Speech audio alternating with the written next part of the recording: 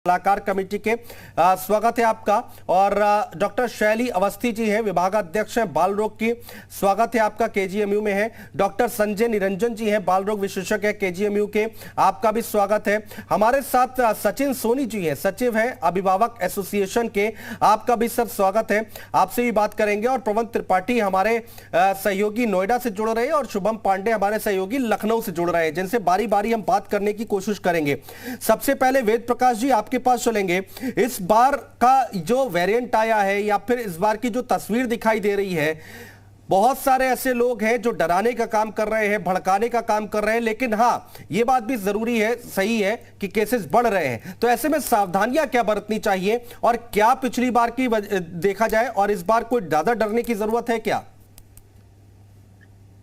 देखिए, जिस तरह से ये नए वेरिएंट ऑफ कंसर्न जो बीच बीच में आते हैं, जो म्यूटेशन होता है, इसके बाद में कोई वेरिएंट ऑफ कंसर्न हम लोगों के लिए रहता है। हाँ। इसमें दो तरह से कंसर्न होती है कि एक तो स्प्रेड बहुत तेजी से होने वाले वेरिएंट होते हैं और एक ऐसे जिनकी विरुलेंस ज्यादा होती है कि जिनसे मौत का आंकड़ा तेजी से बढ़ता है। तो अगर हम इस तरह से देखें तो ये लगातार जो एक वेरिएंट्स हैं, जब भी कोई नया म्यूटेशन होता है वायरस में, क्योंकि आरएनए वायरसेस हैं, हाईली म्यूटेटेड वायरसेस हैं, जल्दी से म्यूटेट करते हैं। तो ऐसे में कोई ना कोई वेरिएंट सामने आता है और जो वेरिएंट अभी सामने आ रहा है, जो चौथी वेव के लिए जिसमें कहा जा रहा है कि जिम्मेदार होगा, उसमें एक्सी वेरिएंट जो जनवरी में यूके में मिला था, उस वेरिएंट को, जो कि एक्स सीरीज का है, वो ओमिक्रॉन के ही सब ग्रुप्स हैं, उसी की सीरीज हैं। कुछ सब लीनियज के भी और वेरिएंट्स हैं जो ओमिक्रॉन सीरीज के, वो भी आए हैं, कुछ एक्स सीरीज के। तो ये एक्स ई वेरिएंट सबसे ज्यादा अभी तक का तेजी से स्प्रेड होने वाला वायरस करार दिया था WHO ने, जनवरी से लेकर के अभी तक। तो इसके कुछ मामले जो अभी सामने आए, जो मीडिया रिपोर्ट्स थी आपके गुजरात में और महाराष्ट्र में, और इसके बाद दिल्ली के आसपास, दिल्ली में और आसपास के जो रीजन है, वहां पर भी केसेस तेजी से लगातार बढ़ते हुए नजर आ रहे हैं। हाँ। तो ये देखना है क्या इसी प्रकार के वेरिएंट हैं या कोई नया वेरिएंट म्यूटेट करके सामने आ रहा है। तो ये सब बातें अभी देखना बाकी है और लगातार इस पे जो हमारा जो कमेटीज बनी हुई हैं, वो लगातार उस पर वॉच कर रही हैं, पूरी तरह से नजर रखे हुए हैं। सरकार इस पे बहुत तेजी से काम कर रही है कि किस तरह का व्यवहार आगे देखने को मिलता है इस वायरस का जो सामने आ रहा है और इसकी जीनोम सीक्वेंसिंग। अभी जो ताजा तस्वीरें वेद प्रकाश जी निकल कर आ रही है, हम उसको भी समझना चाहेंगे आपसे। आता हूं मैं आपके पास वापस लौटकर कि ये जो तस्वीर है वो कितनी और भी ज्यादा भयानक हो सकती है क्या? संजय निरंजन जी हैं, बाल रोग विशेषज्ञ हैं हमारे साथ। डॉक्टर साहब, आपसे भी समझना चाहेंगे, चूंकि जो एनसीआर के क्षेत्र है वहां पर कई स्कूलों में बच्चों में कोरोना वायरस पाया गया है, वो इसके लिए इसका संक्रमण पाया गया उनमें।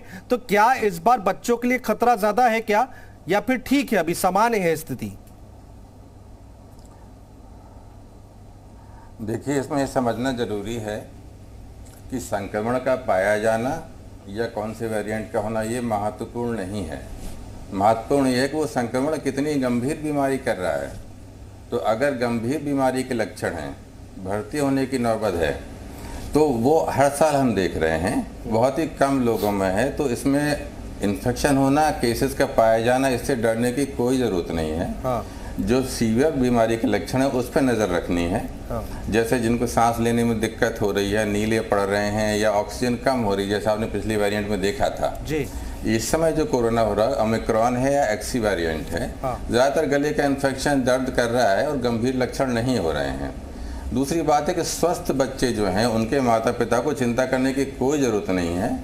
बस मास्क लगाने का ठीक से फिर से शुरू करें, सोशल डिस्टेंसिंग, जिससे बीमारी इन्फेक्शन कम हो।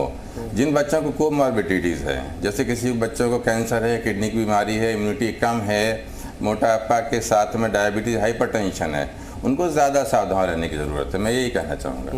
ठीक है, सचिन सोनी जी हैं हमारे साथ, अभिभावक एसोसिएशन के सचिव हैं। सोनी साहब, एक बात आपसे समझना चाहेंगे कि जो पेरेंट्स हैं उनके मन में क्या चल रहा है। अभी स्कूल खुले हैं, बच्चे स्कूल जाना शुरू कर चुके हैं और अब स्कूलों में बच्चे जो है यहाँ पर कोरोना पॉजिटिव पाए जा रहे हैं, तो आप लोग क्या सोच रहे हैं? देखिए, विषय बड़ा गंभीर है तो और अभी तक सरकारें इस पर काम करती आई थी। 2 साल तक स्कूल बंद थे। स्कूल खुलते के साथ ही लगातार कोरोना के जिस तरीके से केसेस निकलने लगे हैं, उससे पेरेंट्स तो चिंतित हैं ही, बच्चों में भी डर है। लेकिन चूंकि 2 साल बाद स्कूल खुले हैं और स्थिति मतलब पहले के मुकाबले, पहले तो मैं अभी जैसे डॉक्टर साहब ने बताया, हमें समझना होगा कि कोरोना के वेरिएंट क्या है इसके। हाँ। जैसे पहली लहर आई, दूसरी लहर आई, तीसरी लहर आई। हाँ। उन तीनों लहरों में बच्चे हमारे सेफ थे। हाँ। बच्चे सेफ होने का कारण घर पर बच्चे थे, ये कारण था, या इस बार जो वेरिएंट आ रहा है वो बच्चों के लिए दुखदायी है, वो है, उसको समझना बहुत जरूरी है। हाँ। नहीं, ये वेरिएंट तो जब समझेंगे तब समझेंगे, लेकिन अभी अभिभावक क्या कर रहे हैं, क्या करें? वो तो मझदार में हो गए कि बच्चों को स्कूल भेजे कि ना भेजे, मन में एक डर जरूर होगा ना। देखिए, सरकारों ने निर्णय लिया था, जो पहली बार स्कूल बंद हुए थे 2020 में, उस समय स्कूल जो बंद हुए थे वो सरकार की तरफ से ऑर्डर आया था। अभी भी पेरेंट्स में लगातार पहले के मुकाबले अभी भी डर है, पहले भी डर था, लेकिन पढ़ाई भी जरूरी है। हमने खूब, क्योंकि एसोसिएशन हम लोग चला रहे हैं, हमसे लगातार लंबे पेरेंट्स हमसे जो है जुड़े रहते हैं, तो हमने ये महसूस करा है कि बच्चे जिनका मानसिक विकास नहीं हो पा रहा, स्कूल बंद होने के कारण शारीरिक विकास नहीं हो पा रहा, तो ऐसे में मतलब स्कूल बंद करना या ऑनलाइन क्लास दिलाया जाना वो कोई सॉल्यूशन नहीं है। हाँ, मेरे साथ हाँ। डर पेरेंट्स में है, इससे वो दोहराई नहीं है। हाँ। लेकिन बच्चे स्कूल आए, सरकारों को, स्कूल को और पेरेंट्स को, सबको इसी विषय पर सोचना है कि आखिर बच्चे स्कूल किस तरीके से आ सकते हैं। हाँ। नहीं, अब वही तो दिक्कत है कि अब स्कूल अगर भेजते हैं बच्चों को, तो एक जो डर बना हुआ है उसको कैसे फिर बाहर निकाला जाए, या फिर स्कूल में ऐसी सुविधा हो कि आप उन सारी गाइडलाइंस का पालन करें और फिर पढ़ाई कराएं, क्योंकि ऑनलाइन क्लासेस से कितनी पढ़ाई हो पाती है, जैसा कि हम समझ पा रहे हैं, बहुत ज्यादा अच्छा रिजल्ट नहीं आता है उससे, और स्कूल बंद करने से भी कोई सोल्यूशन नहीं है, जैसा कि आप लोग बता रहे हैं। शुभम मेरे सहयोगी हमारे साथ लखनऊ से बने हुए हैं। शुभम, कोरोना को लेकर किस तरह की गाइडलाइंस जारी की जा रही है? अभी जो हाल ही में खबर आई है उसमें मास्क जरूरी कर दिया गया है। सर, डॉक्टर साहब आ रहा हूं, एक बार अपने सहयोगी से जरा पूछ लो ग्राउंड रिपोर्ट क्या है। शुभम। बिल्कुल, देखिए अनुज, केसेस लगातार दिल्ली में बढ़ने के बाद जो एनसीआर के इलाके में बढ़ रहे हैं, उन जगहों पर आज टीम 9 की जो बैठक हुई है मुख्यमंत्री की, उसमें साफ तौर पर निर्देश दिए गए हैं कि मास्क अनिवार्य किया गया है, क्योंकि कोरोना संक्रमित मरीजों की संख्या तेजी से इन इलाकों में बढ़ रही है। तो ऐसे में ये संक्रमण की गति बढ़े नहीं, तो उस पर ध्यान देते हुए खास तौर से आज जब हमने इसको लेकर के डीजी स्वास्थ्य हैं जो चिकित्सा के डॉक्टर वेदव्रत सिंह से बातचीत की, तो उन्होंने बताया कि उत्तर प्रदेश के उन तमाम जगहों पर मास्क सबसे ज्यादा उपयोगी बताया गया, मास्क लगाना सबसे ज्यादा जरूरी कहा गया है, और इसके साथ साथ जो तमाम चीजें हैं स्वास्थ्य व्यवस्थाओं को ध्यान में रखते हुए एक बार फिर से अलर्ट जारी किया गया है। जो बेड आरक्षित किए गए, चाहे ऑक्सीजन की समुचित व्यवस्था थी, इन तमाम चीजों को देखते हुए एक बार फिर से अलर्ट जारी कर दिया गया है। केसेस ना बढ़े, इस पर ध्यान देते हुए राजधानी लखनऊ में अगर हम बात करें क्या क्या व्यवस्थाएं की गई है, तो टोल्स जो हैं, हाईवेज हैं, रेलवे स्टेशन है, इन जगहों पर दिल्ली और एनसीआर से आने वाले सभी लोगों की टेस्टिंग प्राथमिकता में रखी गई है कि उन सभी लोगों का शहर में घुसते हैं उन सभी का टेस्ट कराया जा सके, और अगर वो संक्रमित हैं तो उनको आइसोलेट किया जाए। इसके साथ साथ जो भीड़ वाली जगह है वहां पर भी इसी तरह आरआरटी की कई टीमें लगाई गई हैं, जिससे कि जहां पे भी भीड़ रहे वहां पर संक्रमण तेजी से ना फैले। अगर कुछ लोग हैं जिनको शिकायत है, खांसी जुकाम की शिकायत है, तो उनको चिन्हित करते हुए समय पर उनका टेस्ट करा के आगे की ट्रीटमेंट की व्यवस्था की जाए, और जो लोग अभी तक वैक्सीनेशन की प्रक्रिया से अछूते हैं, जिन्होंने वैक्सीनेशन नहीं कराया है, उनकी सूची भी अब विभागों के द्वारा तैयार की जा रही है, हर वार क्षेत्रवार तरीके से, क्योंकि अगर वैक्सीनेशन हो जाता है तो कहीं ना कहीं संक्रमण के प्रभाव के कम असर हो जाएंगे। ठीक है, ठीक है। शुभम रहिए हमारे साथ। उत्तर प्रदेश के पवन त्रिपाठी नोएडा से हमारे साथ है। पवन, चूंकि एनसीआर पर ज्यादा नजर रखी जा रही है और उत्तर प्रदेश के कई ऐसी जगहें जो एनसीआर में आती हैं, तो यहां पर चुनौतियां और भी ज्यादा बढ़ जाती हैं।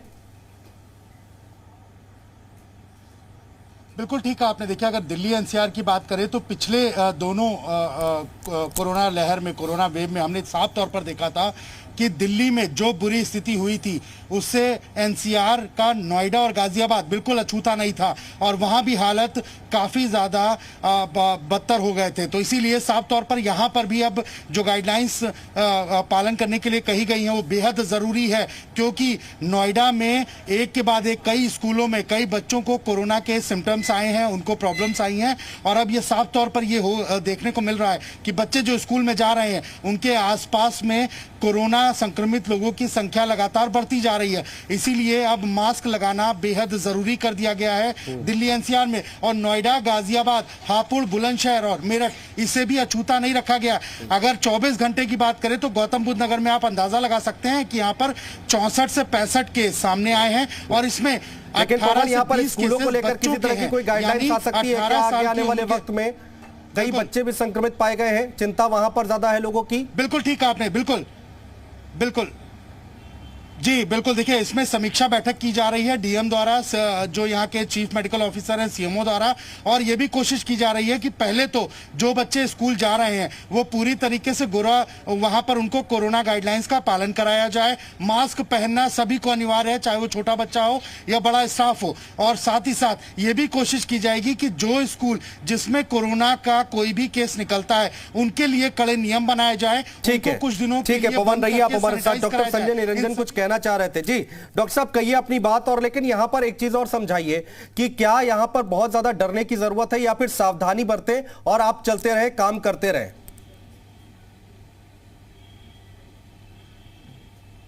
जी डॉक्टर संजय, आवाज आ रही है? हाँ जी हाँ, आ रही है। हाँ रखिए सर। ज़्यादातर बच्चों में और बड़ों में ये इन्फेक्शंस और ज़्यादातर बच्चों में बड़ों में जो इन्फेक्शंस हो चुके हैं और जो वैक्सीन हो चुका है वो 80% से ज़्यादा लोगों को हो चुका है वैक्सीन और इन्फेक्शन। तो उनमें इम्यूनिटी आ चुकी है। 12 से 15 साल के बच्चे, 15 से 18 साल के करोड़ों बच्चों में भी वैक्सीन लग चुका है, तो काफ़ी इम्यूनिटी रोबस्ट है।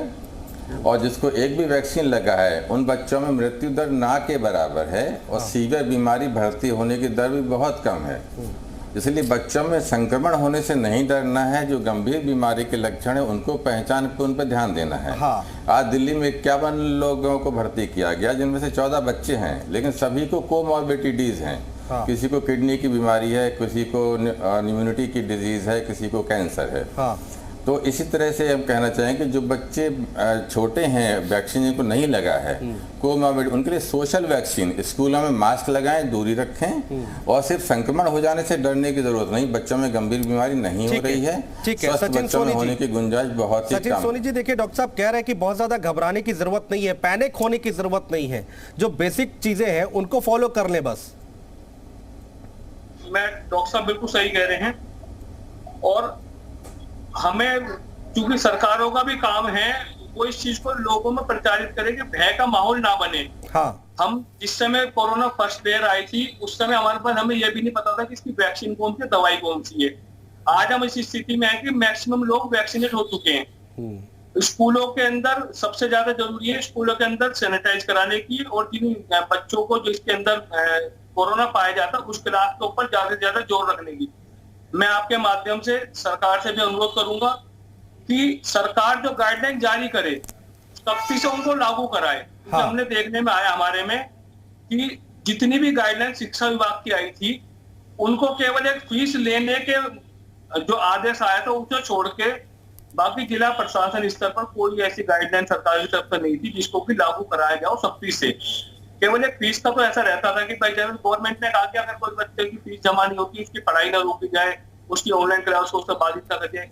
किसी भी स्कूल में ऐसा नहीं हुआ, सब में स्कूल बच्चों की जो फीस थी उसके कारण उनको बच्चों की पढ़ाई प्रभावित हुई, ये सब लोग जानते हैं इसको। मैं आपके माध्यम से, चूंकि हमने गाजियाबाद के अंदर एक ज्ञापन भी किया, हमने अपनी मांग करी है गवर्नमेंट से कि सामाजिक दूरी, जब हम लोग 1000 लोगों के फंक्शन को 500 लोगों में कन्वर्ट कर सकते हैं, बस के अंदर, मेट्रो के अंदर, ट्रेन के अंदर दूरी बनाई जा सकती है, तो हम लोगों ने एक मांग करी है कि चूंकि स्कूल बिल्डिंग सेम है, आप एक साथ सामाजिक दूरी नहीं बना सकते। हमको चाहिए कि हम स्कूलों को डबल शिफ्ट में चला लें। फर्स्ट शिफ्ट नर्सरी से 5वीं हो जाए और जी। सेकंड शिफ्ट 6 हाँ, से लेकर 12 तक ये हो जाए। सारी राय बहुत इंपॉर्टेंट है और महत्वपूर्ण है कि ये समझना, चूंकि आप एसोसिएशन से भी जुड़े हुए हैं और रोज रोज जो दिक्कतें आ रही है बच्चों के सामने या फिर पेरेंट्स के सामने आप अच्छे से समझा पा रहे हैं। हमारे साथ डॉक्टर साहब है वेद प्रकाश जी। वेद प्रकाश जी, अब वक्त आ गया है क्या कि अभी से सावधान हो जाए और जो पाबंदियां हैं और भी ज्यादा कड़ी कर दी जाए? देखिए अनुज जी, इस पे चर्चा हुई है, सरकार इस पे निर्णय ले रही है कि किस तरह की। देखिए अभी वेट एंड वॉच की स्थिति है। हम लोग देख रहे हैं जो भी मामले आ रहे हैं उनमें ये देखा जा रहा है कि कितने ऐसे परसेंटेज है जिसमें कि सीवियर सिम्टम्स की तरफ, जैसे डॉक्टर संजय निरंजन जी ने भी बताया कि कैसे जो सीवियरिटी है वो देखने को मिल रही है, कौन से ऐसे बच्चे हैं जिन्हें भर्ती करने की जरूरत पड़ रही है। और यह भी बताया साथ ही साथ कि जो कोमॉर्बिड कंडीशंस हैं, जिनमें किसी बच्चे को कैंसर है या कोई किसी को किडनी की बीमारी है या अन्य बीमारियां हैं, तो ऐसे जो बच्चे हैं उनका एक मौत का आंकड़ा बढ़ाने के लिए मुझे लगता है कि ये एक कोमॉर्बिड कंडीशंस जिम्मेदार हो सकती हैं। इस पे भी नजर रखी जा रही है। और जो भी एक सावधानी की बात मैं ये जरूर कहूंगा बार बार कि पहले स्तर पर 12 से 18 साल के बच्चों में जो वैक्सीनेशन का कार्यक्रम चल रहा है उनमें, और प्रिकॉशन डोज जो कि हमारे कोमॉर्बिड कंडीशंस के लोग हैं या फ्रंट लाइन वर्कर्स हैं, हाँ, इनमें दी जा रही है। जब भी उनका अवसर हो बिल्कुल। वो सबसे पहले वैक्सीनेशन का भी ये ध्यान रखें। और साथ ही साथ जो दूसरा है कि कैसे हमें कोविड अनुरूप व्यवहार का अनुपालन सुनिश्चित करना है रिलीजियस तरीके से। बच्चों में ये थोड़ा कठिन होता है, लेकिन स्कूलों को और अभिभावकों को इसको ज्यादा जिम्मेदारी के साथ में अनुपालन कराना, एक सुनिश्चित करना होगा, क्योंकि बच्चे एक तेजी से स्प्रेड करने के लिए एक सुपर स्प्रेडर की तरह से भूमिका निभा सकते हैं, क्योंकि बच्चे एक तो अनुपालन बहुत मुश्किल से करते हैं बिल्कुल और ठीक साथ बात ही है। साथ में जब पहुंचते हैं बिल्कुल तो ठीक सभी बात के है वेद ऊपर- प्रकाश जी, बिल्कुल ठीक बात है और इन बातों का ध्यान रखना बहुत जरूरी है। बहुत शुक्रिया आप सभी मेहमानों का हमारे साथ जुड़ने के लिए, तमाम बातचीत करने के लिए और ये जानकारी दर्शकों तक पहुंचाने के लिए। सरकारें तो अपना काम कर रही हैं, लेकिन आपको भी सावधान रहना है। पैनिक होने की जरूरत कतई नहीं है, लेकिन हाँ, जो बेसिक चीजें हैं अगर आप उनका पालन करते हैं तो जरूर कोरोना को हराया जा सकता है। और अभी वेट एंड वॉच की स्थिति में जैसा कि डॉक्टर साहब बता रहे थे, लेकिन सावधानियां जरूर बरतें। फिलहाल हमारे इस खास कार्यक्रम में इतना ही। आप बने रहिए जी उत्तर प्रदेश उत्तराखंड के साथ। नमस्कार।